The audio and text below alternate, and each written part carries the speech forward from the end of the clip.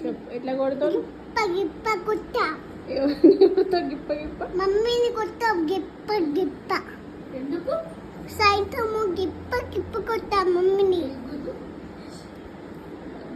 మమ్మీకి నువ్వు నీకు ఇష్టం లేదా మమ్మీ అంటే? ఇష్టమే. మనం గిప్ప గిప్ప కొడతా అంటున్నావు కదా, అది చిరుగట్టు ఏమి ఇవ్వాలి?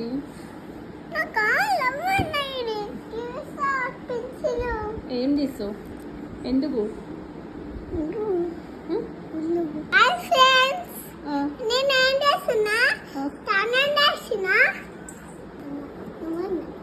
ఇంకేమంటావు?